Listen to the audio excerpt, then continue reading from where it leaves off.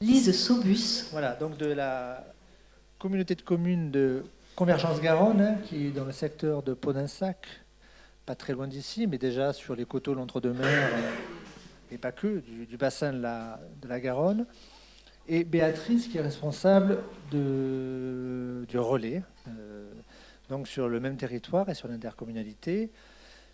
Nous sommes dans le prolongement de ce que Sylvie Mainviel a commencé à nous raconter sur les contrats. Les contrats qui ne sont pas une bête bizarre, même si le contrat, ça fait toujours un peu compliqué, il faut signer. En fait, vraiment, c'est vraiment l'idée d'engager des territoires, des dynamiques locales, des opérateurs, des intercommunalités, l'État et les collectivités territoriales, le département aussi, mais parfois d'autres collectivités, sur des visions à moyen terme sur ce que seront des projets, des parcours culturels, d'éveil culturel artistique sur des territoires.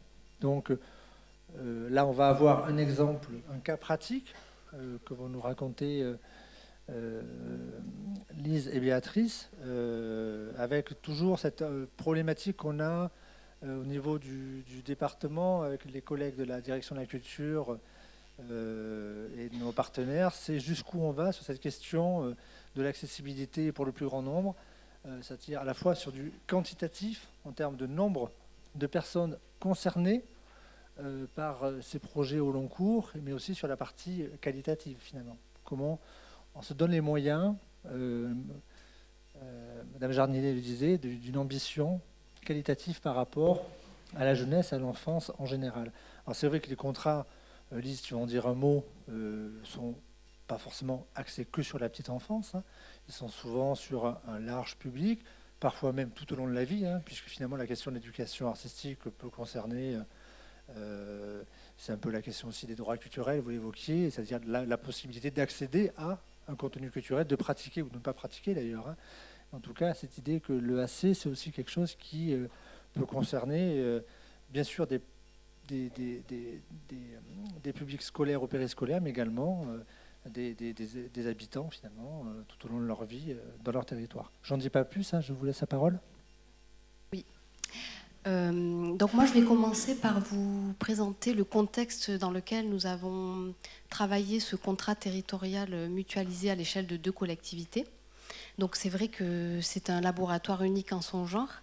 Nous avons intitulé notre contrat Au fil de l'eau, puisque la Garonne est notre lien géographique donc entre le Réolais en Sud-Gironde et la communauté de communes Convergence Garonne, puisqu'il n'y a pas de continuité territoriale finalement entre nos 2 territoires. Donc ce dispositif est né en 2013 en amont de la recomposition territoriale il est né d'une ambition commune de 2 territoires qui à l'origine étaient la communauté de communes du Réolais et la communauté de communes du Vallon de l'Artolie. Ces 2 collectivités avaient des particularités territoriales très similaires, avec des zones rurales et semi-rurales déficitaires en équipements culturels, une population de fait éloignée de l'offre culturelle pour des questions de mobilité et de précarité, et un engagement fort sur la question de la culture porté par des élus depuis de nombreuses années. Donc face à ces différentes mutualités, nous avons fait le choix de travailler ensemble une offre culturelle à destination du jeune public, allant au-delà de la simple diffusion de spectacles. Et nous nous sommes lancés en 2013 dans la préfiguration d'un COTEAC, donc contrat territorial d'éducation artistique et culturelle, accompagné par le département de la Gironde, la DRAC, l'IDAC et l'éducation nationale. Donc ce contrat a été signé en 2015 officiellement et il a été renouvelé en 2018 pour 3 ans. Donc entre-temps, évidemment, la recomposition territoriale a modifié nos territoires et la géographie de notre projet, puisque le Réolais est devenu Réolais en Sud-Gironde, avec 24 000 habitants sur 41 communes, Et le Vallon de l'Artoli a fusionné pour partie avec la communauté de communes Convergence Garonne, avec 32 000 habitants sur 27 communes.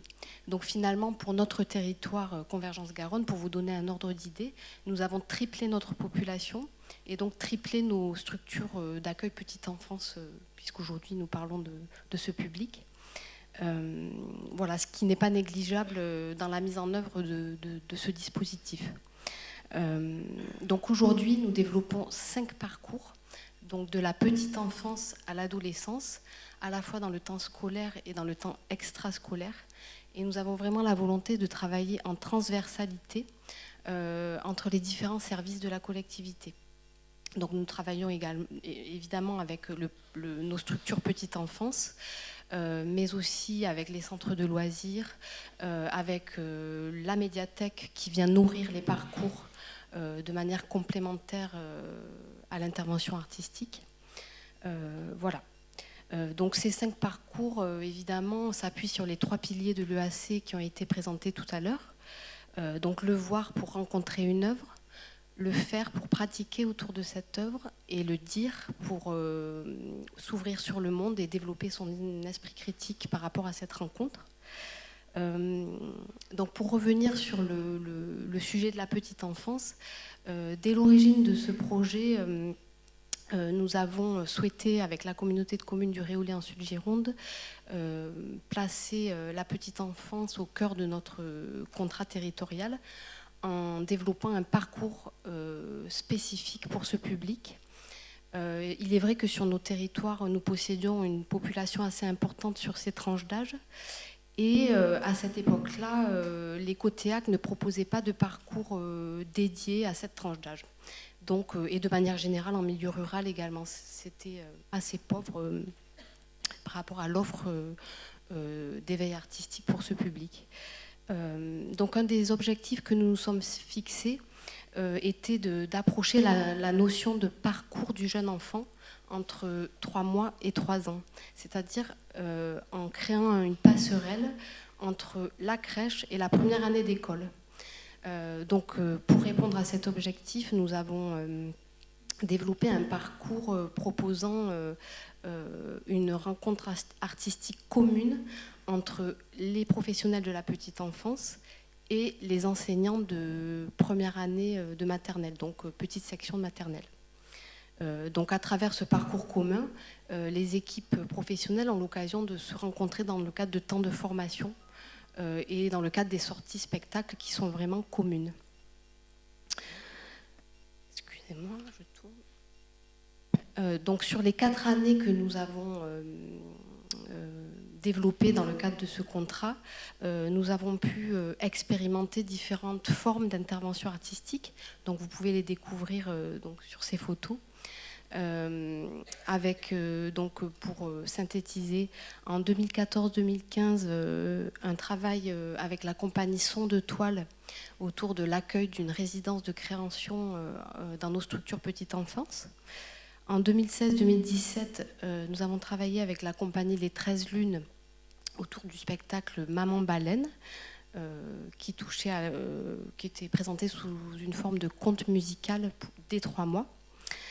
En 2017-2018, nous avons développé un parcours avec la collective autour du spectacle Poids, Poids, Poids, qui était orienté sur la danse contemporaine.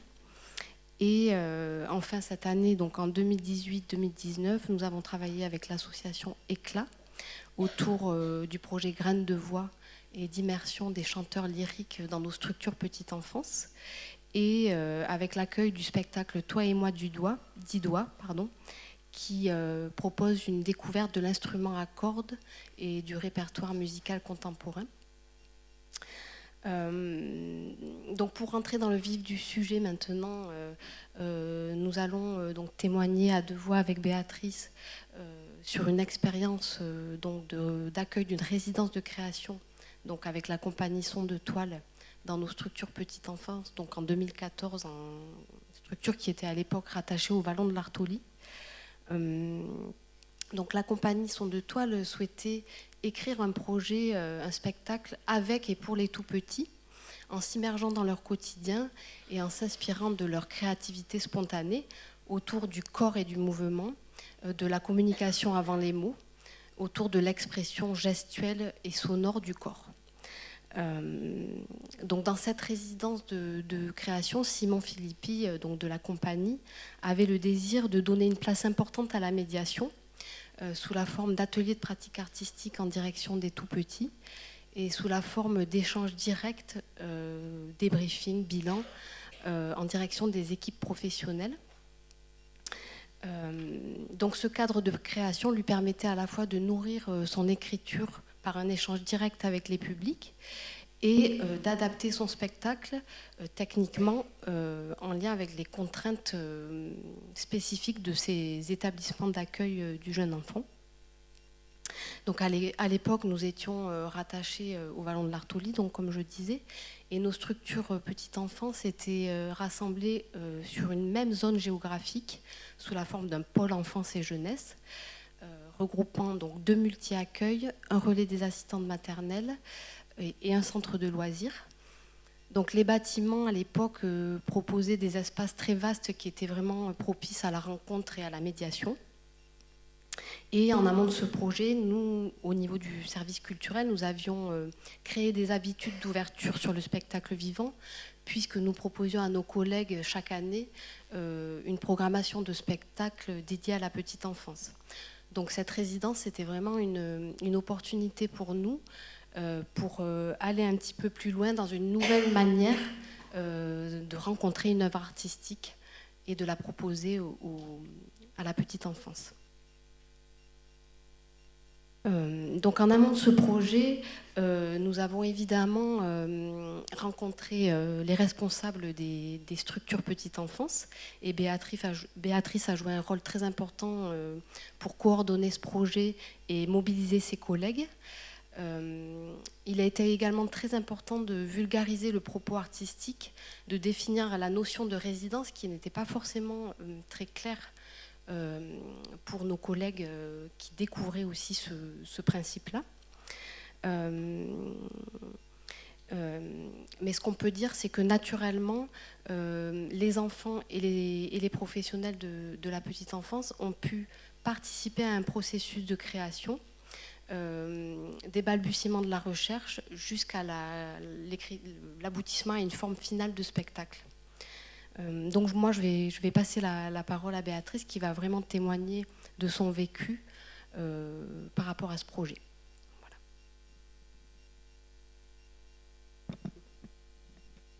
C'est bon ? Ouais, parfait. Donc pour pouvoir rebondir sur les propos de Lise, en effet, pour pouvoir monter un projet avec le service culture, c'est extrêmement important. Comme il était dit tout à l'heure, on ne peut pas monter les choses quand on est seul. Voilà, on est sur le terrain, il faut un service culture, il faut des gens motivés et faire corps de façon à pouvoir proposer justement des explications, coordonner tout ça pour que nos collègues, nos équipes en fait, puissent s'en saisir, puissent se sentir à l'aise pour s'investir et puissent accompagner les enfants. Dans cet éveil-là, sachant que quand on travaille dans les multi-accueils, on se voit au quotidien, et quand on a la chance de pouvoir accompagner des assistantes maternelles, on les voit pas au quotidien. Donc il faut justement tisser quelque chose d'assez fort pour qu'elles puissent se sentir à l'aise et qu'elles puissent se dire qu'elles ont leur place de la même façon. Ça, c'est aussi important de le signaler. Donc cette résidence de création s'est déroulée de l'automne 2014 jusqu'en décembre 2015, où du coup on a pu voir le spectacle final. Donc il y a eu 5 phases. La première phase, justement, c'était en automne 2014. Ça a été un temps en soirée proposé aux assistantes maternelles et à nos collègues des multi-accueils. Donc on était ensemble, justement, pour pouvoir parler avec Simon, l'artiste, de qu'est-ce qu'était ce projet-là, donner des clés, justement, qu'est-ce que c'était qu'une résidence. Voilà, donc c'était pouvoir présenter l'univers artistique, pouvoir présenter le calendrier et expliquer la place de chacun et chacune, adultes et enfants. Et c'était aussi y associer un temps, justement, de pratique artistique du corps et du mouvement. Et ça, on a beau être dans un milieu où on se côtoie, un milieu de femmes, où à un moment donné, ça a généré plein d'interrogations sur comment on s'habille, ce qui va se passer, est-ce qu'on va se toucher, voilà, donc de pouvoir dire on arrive avec la tenue que l'on veut, on est là pour expérimenter quelque chose de nouveau, mais tous ensemble, et puis il n'y a pas de concours, quoi. On le vit comme on peut et on grandit ensemble.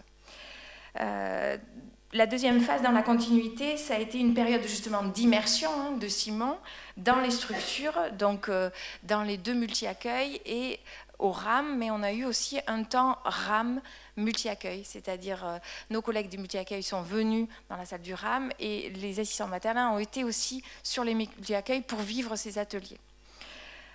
Donc ce moment-là, c'était l'écriture qui était ponctuée au niveau des ateliers et c'était donc le domaine axé sur le domaine de l'expression corporelle et sonore. C'est-à-dire tout à l'heure, vous avez vu justement des photos où il y avait Simon, voilà, voilà, donc on le voit ici, ça c'est plutôt l'autre phase du printemps, mais justement où il faisait des sons avec son corps, il se bougeait et il réagissait avec l'enfant face à lui qui tout d'un coup lui tendait la main et donc ça se faisait naturellement et c'était plutôt beau à vivre, mais beau à voir. Et puis suite à cette résidence, justement, il y a eu en décembre 2014 une première présentation d'étapes de création, c'est-à-dire suite à cette immersion, il nous a montré où est-ce qu'il en était de sa création, justement pour pouvoir nous offrir le spectacle en décembre 2015. Donc voilà, c'était en toute simplicité, mais il voulait voir aussi comment ça réagissait pour les adultes et les enfants. Ensuite, quand on a vu cet enthousiasme, on s'est aussi posé la question au relais et avec mes collègues des crèches de se dire « Ok, très bien, donc il y a eu l'automne et finalement, ça sera en décembre de l'année d'après qu'il y aura ce rendu. On a pensé aux enfants qui partaient à l'école et puis on a pensé à cette idée de continuité. Donc on s'est dirigé vers nos collègues de la culture en leur disant ça serait peut-être pas mal qu'il y ait une petite immersion au printemps 2015, voilà, sachant qu'on sait très bien que les budgets sont serrés, mais on se disait ça valait le coup de faire vivre à ces enfants qui allaient partir à l'école, de les faire ressentir à nouveau des petites émotions et de découvrir ces temps-là autrement. Et donc, du coup, on a eu cette chance qu'ils nous ont dit « Ok, on vous suit », et donc ça a été cette étape-là où justement Simon a rajouté dans sa création là-haut sa compagne qui est danseuse. Voilà. Et donc là, cette quatrième phase, était plutôt un atelier d'expression gestuelle, voilà, avec, en y mêlant justement la danse.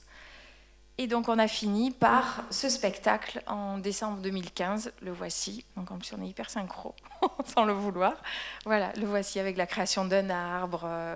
Voilà. Donc il y avait un spectacle pour le RAM et donc on l'a... en plus, c'est émouvant pour nous parce que c'est des collègues que l'on n'a plus à nos côtés parce que ça fait partie des fusions. Donc nous, malheureusement, on est d'un côté et nos autres collègues de l'autre, mais ça fait partie de la vie. Donc voilà, c'était RAM Multi-Accueil, cette instance-là. Et puis, il y a eu 2 autres instances en soirée pour les familles. Et vu le succès et la demande des familles, on a rajouté une 3e séance. Voilà, donc ça a été plutôt porteur en tous les cas. Au niveau du bilan que l'on pourrait faire, tant pour les adultes que pour les enfants, ça a été l'occasion pour les enfants et les professionnels d'expérimenter la présence artistique en tant qu'acteur et en tant que spectateur. Voilà. Et en effet, je rejoins Madame Jardinet quand elle dit, à un moment donné, on part du principe, en tous les cas, nous, avec les collègues, les enfants qui vont au spectacle, c'est que du plus. Mais les enfants qui n'y vont pas, en attendant, nos services publics, on leur offre cette opportunité-là. Et moi, en tant qu'ancien travailleur social, ça, c'est quelque chose auquel j'y tiens fort parce que ça veut dire que ces enfants-là, on leur fait à quelque part un cadeau et c'est peut-être de notre devoir aussi de penser à ce public-là. Justement, je ne veux pas t'interrompre. Hein, tu parles pas de fusion, mais de diffusion, en tout cas d'émotion avec les collègues. Qu'est-ce que ça change aussi au niveau de la pratique peut-être professionnelle avec les collègues par rapport à l'approche même du travail en RAM parce qu'on parle de l'enfant, effectivement, de ce que ça génère. Et est-ce que ça génère quelque chose au niveau de l'équipe elle-même ? Eh bien, c'est l'occasion de sortir du quotidien. Et ça, c'est important, parce que quand on travaille en multi-accueil, voilà, il y a le quotidien qui prend du temps, il y a des fois des remplacements, donc ça veut dire que tout le monde est au four et au moulin. Et pour les assistantes maternelles, c'est aussi le RAM, c'est sortir de chez elles, hein, et c'est leur offrir un temps avec les enfants et entre collègues, et des temps comme nos collègues des crèches, c'est-à-dire de la ressource extérieure, et partager quelque chose, et entre elles, quelque chose de fort. Et c'est vrai que justement, c'est là où j'allais en venir. Ce décloisonnement, il est aussi important. Alors nous, on vous présente quelque chose où vous pouvez peut-être avoir l'impression de se dire « Waouh !» Mais enfin, on arrive de loin. Et ça voulait dire qu'il y avait les crèches d'un côté et les relais de l'autre, parce que c'est aussi ça, souvent, la réalité. Et ça veut dire que c'est dans le cadre où on a monté l'offre d'accueil petite enfance, hein, cette centralisation des demandes, de monter une équipe, de vouloir partager des choses et de se dire que finalement, on est complémentaires. Voilà, on a les mêmes visées, c'est l'accueil des familles et des enfants. Et nous, c'était s'enrichir en toute simplicité, quoi, entre nous, voilà, et avec justement l'occasion de découvrir ce côté artistique qui n'est pas forcément inné et qui, en fonction de nos études, en effet, ne sont pas forcément dans nos parcours, quoi. Et c'était aussi justement l'occasion d'apprendre à lâcher prise, hein, c'est faire confiance. Se faire confiance à soi, mais c'est se faire confiance aussi entre nous, c'est-à-dire vivre un moment où, en soirée, il n'y avait pas d'obligation, donc venez qui voulait, mais c'est aussi se risquer, hein, de se montrer. Mais c'était surtout l'occasion, et nous on a axé là-dessus, de s'ouvrir et de découvrir ensemble autre chose, et puis de se dire c'est une chance. Voilà.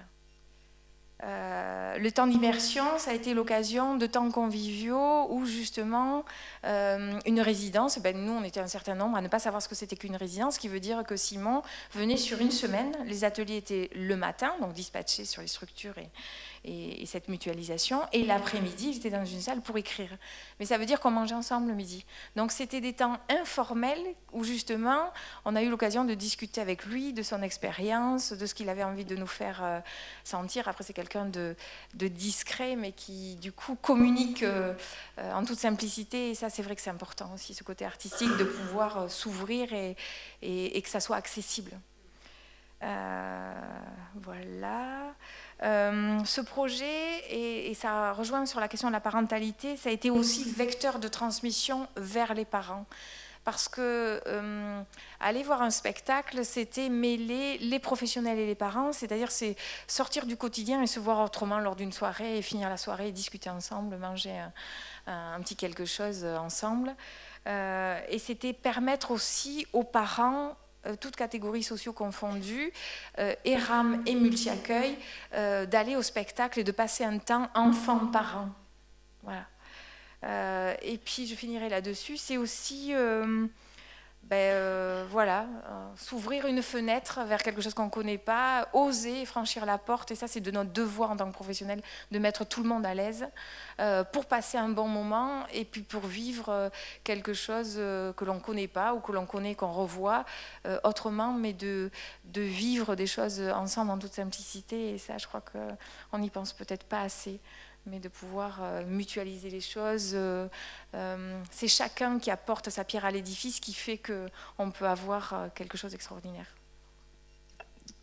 Voilà.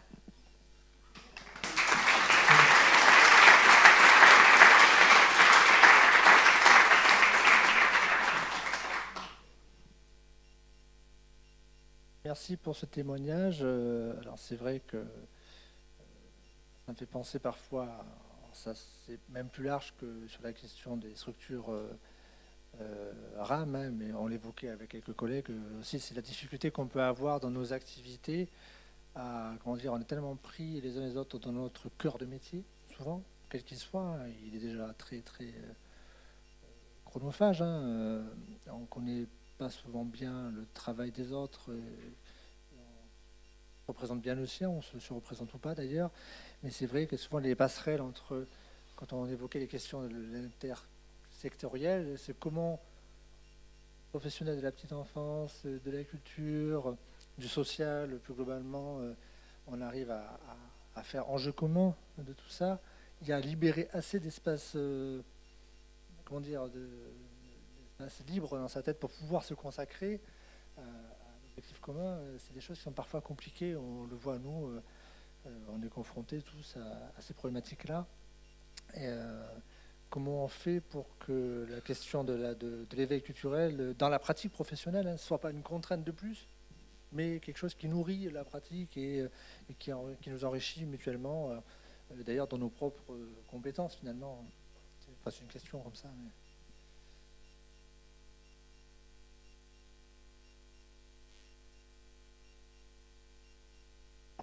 Que l'on est complémentaires. Nous, par exemple, sur Convergence Garonne, hein, donc les fusions, finalement, au bout de 2 ans, commencent à se construire. Il y a 5 crèches, un RAM sur une rive, un RAM sur un autre. L'objectif, c'est 2019-2020 d'en faire qu'un RAM. On a 254 assistantes maternelles, on est 2. On fait 4 animations par semaine et on fait aussi l'offre d'accueil petite enfance. Donc on ne va pas faire pleurer les chaumières, mais ça veut dire qu'il y a du boulot. Voilà. Et ça veut dire que si une collègue s'absente, eh bien, on est 1, ce qui est notre cas depuis le début d'année pour un RAM. Et c'est pouvoir, comme quand on monte une offre d'accueil petite enfance, discuter avec nos collègues, se mettre autour de la table, se dire on est infirmière puère, on est EJE, on est assistante sociale de formation, et partir vraiment d'un principe que chacune arrive avec son expérience, ses qualités et ses défauts, et c'est en discutant des résistances, des freins, qu'on apprend à se connaître, et que du coup on crée ensemble. Voilà. Je crois qu'il ne faut pas oublier qu'on est un service public, on n'est pas là pour nous et nos égaux, on est là pour les familles et les enfants. Et c'est vrai, le fait d'avoir 1-2 collègues qui a envie, hein, je crois que c'est ce qui s'est passé, et de se dire surtout qu'on est complémentaires. Et ça, je pense que c'est cet enrichissement qui fait que... et on a aussi la chance, en tous les cas au Vallon de l'Artoli, on avait cette chance-là, donc je retrouve Lise depuis quelques mois, d'avoir un service culture. C'est-à-dire que c'est grâce au service culture que nous, on a eu des spectacles, ça a démarré par des spectacles de Noël, et que du coup, il y a cette équipe qui s'est montée, cette envie, ce décloisonnement-là. Mais quand on dit qu'on arrive de loin, il y avait un pôle enfance. Je vais juste raconter une anecdote, c'est que du coup le RAM était à l'entrée d'un parking, les parents appelaient ça une cabane, il y avait le pôle en face, voilà, moi j'ai vécu 5 ans et demi comme ça, et c'est 5 ans et demi après que du coup le RAM a intégré le pôle enfance-jeunesse, qui fait que du coup les choses se sont construites. Et c'est pour ça que je dis, parfois on peut arriver de loin, mais si on veut, on peut.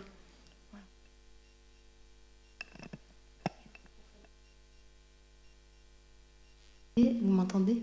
On peut quand même dire qu'il a fallu des années avant 2014. Donc, cette résidence a eu lieu en 2014 et c'est vrai qu'elle a été le point de départ d'une énergie, d'une mobilisation des équipes petite enfance qui ont eu vraiment envie de renouveler ce type d'expérience. Mais c'est vrai qu'il a fallu des années pour arriver à fédérer les collègues aussi de manière régulière.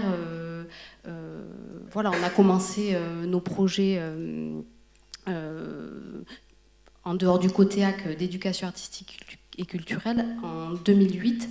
Donc voilà, il a fallu vraiment des années pour créer cette habitude, ces habitudes. Et pour préciser des choses concernant la transversalité, il nous semble, nous, au service culturel, que la transversalité est indispensable dans le développement d'un COTEAC et dans les parcours que l'on peut construire. Et c'est incontournable pour nous d'aller à la rencontre de nos collègues qui vont pouvoir venir enrichir les projets qu'on imagine et qu'on finit par imaginer ensemble. Voilà, donc finalement, le lien entre petite enfance et éveil culturel, il se fait par des rencontres, des réunions qu'il faut anticiper, il faut dégager du temps, se voir régulièrement, et c'est vraiment nécessaire de se voir pour construire les projets. Ça ne peut pas se faire par téléphone ou par mail. Voilà, ça nécessite vraiment de la coordination. Et ça en vaut la peine, je crois. Merci. Est-ce que vous avez quelques remarques, des questions, interventions?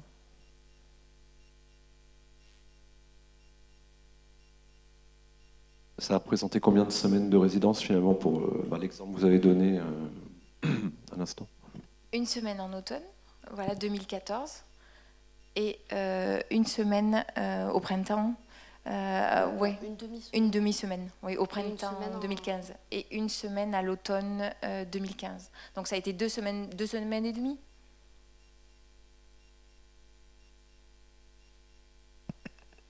Est-ce que vous avez des retours de témoignages des parents? Des petites choses?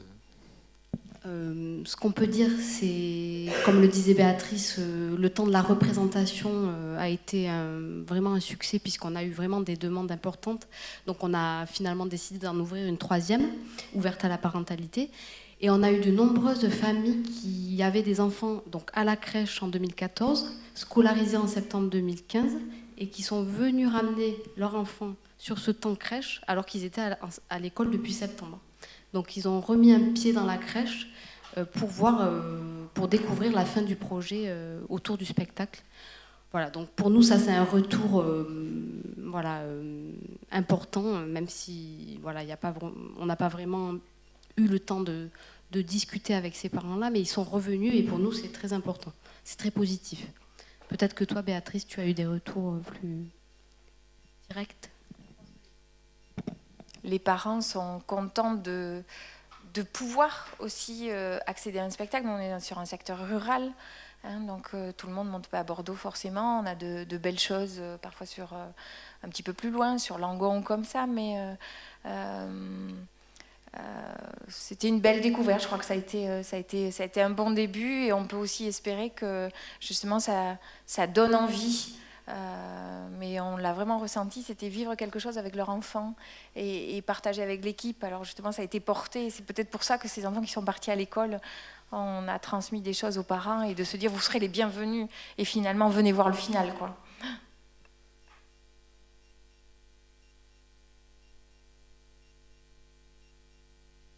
C'est bon, c'est clair.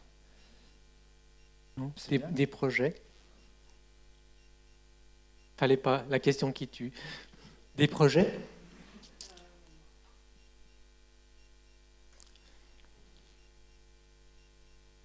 Oui, donc nous avons expérimenté donc très récemment le projet Graines de Voix donc dans nos structures multi-accueil notamment, et donc nous sommes en train de préparer notre programme 2019-2020.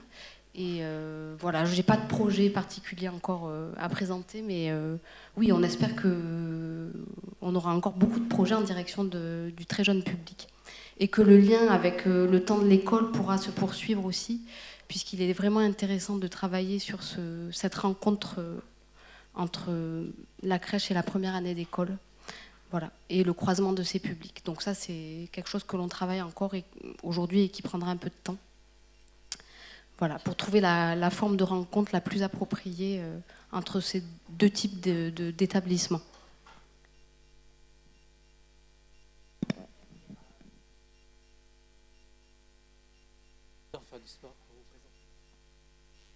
J'avais juste une question par rapport au partenariat avec la médiathèque, savoir comment les bibliothécaires ont enrichi ce projet par des lectures, par le lieu. J'ai reconnu la médiathèque de Pau-d'Ensac, mais savoir est-ce qu'ils l'ont intégré dans le cadre du mois Petite Enfance. Enfin, voilà. Merci. Oui, alors au niveau du parcours Petite Enfance, la médiathèque intervient sur l'accueil du spectacle. Donc on a choisi de le faire vivre dans la médiathèque. Donc les enfants se déplaceront dans l'équipement. Et il y aura également des ateliers autour d'un plancher musical qui sera accueilli à la médiathèque et qui sera agrémenté par une visite de l'équipement et des lectures sur le thème de la musique. Donc eux, ils ont développé de manière parallèle un projet musique, en fait, qu'ils ouvrent bien sûr au jeune public dans le cadre du Côtéac, mais aussi à d'autres écoles en dehors du Côtéac. Et sur d'autres parcours, on a travaillé notamment par exemple sur un parcours en direction des cycles 3, adossé au spectacle Mythologie du groupe Anamorphose, une adaptation des mythes en littérature jeunesse. Donc elles interviennent de cette manière-là. Donc chaque année, on se rencontre avec mes collègues bibliothécaires pour réfléchir à ces prolongements possibles autour du livre. Et c'est vraiment très intéressant et très important pour l'enrichissement de nos parcours.